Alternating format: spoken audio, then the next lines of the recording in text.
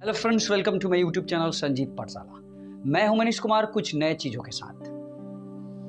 आज मैं आपके बीच लाया हूं हीट एंड रन मामला के बारे में। क्या है हीट एंड रन? पहले इसको समझते हैं हिंदी में।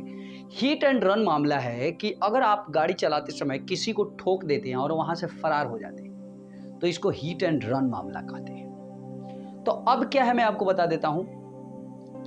हीट एंड रन मामला का जो पुराना नियम था वो क्या था और आज का जो एक नियम है वो क्या है, दोनों में समझते हैं। बहुत से लोग कंफ्यूज हैं कि ये सिर्फ ट्रक ड्राइवर के लिए है। मैं आपको बता दूं कि ये सिर्फ ट्रक ड्राइवर के लिए नहीं है, बल्कि आप दुपहिया तिपहिया से लेकर के 4, 5, 6, 8, 20 यानी कि ट्रक तक भी चलाते हैं तो आपके लिए ये नियम है।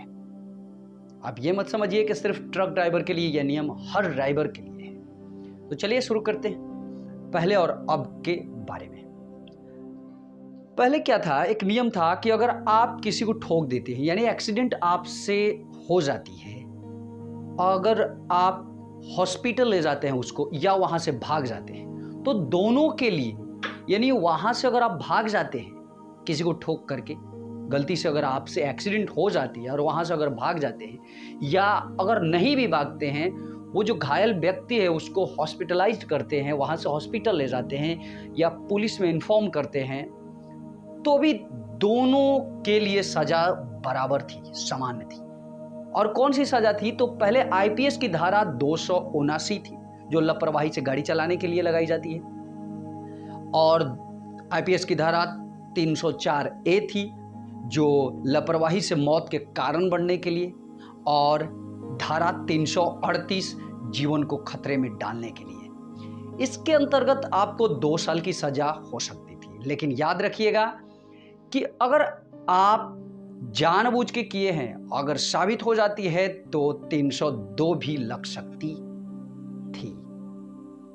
अब याद रखिएगा 302 में क्या होता है आप जानते ही हैं, यानी 302 लगने का मतलब आपका काम तमाम। तो चलिए, लेकिन अब क्या है, अब का क्या नियम है इसको समझते हैं।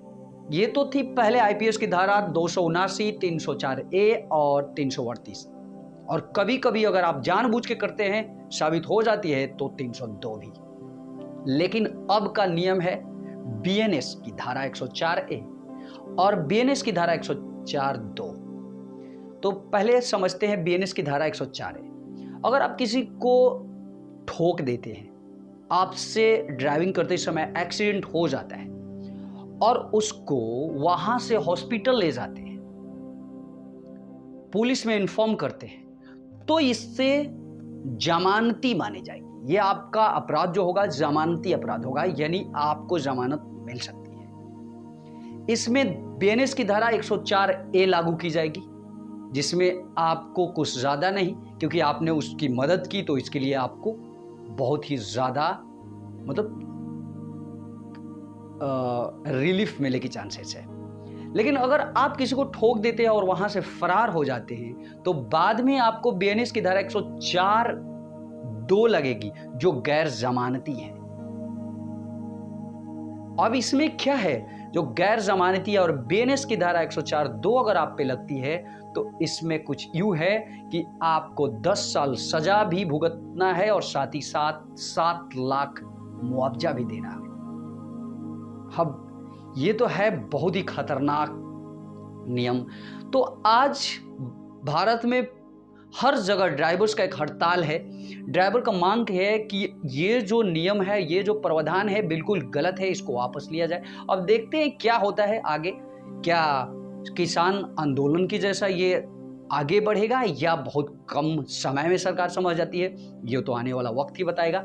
लेकिन फिलहाल मैं आपको बता दूं कि कुछ ऐसा लग रहा है कि सरकार बहुत ही कम समय में ही इसका जवाब देगी, और हो सकता है कि 1 ही 2 दिन के अंदर इसका निर्णय जरूर निकल जाएगा। तो बस आज के लिए इतना ही। बने रहिए, देखते रहिए, साथ साथ कुछ नया चीजों के साथ पढ़ते रहिए और बढ़ते रहिए। जिंदगी में पढ़ाई से बड़ा कुछ नहीं। नमस्कार, जय हिंद।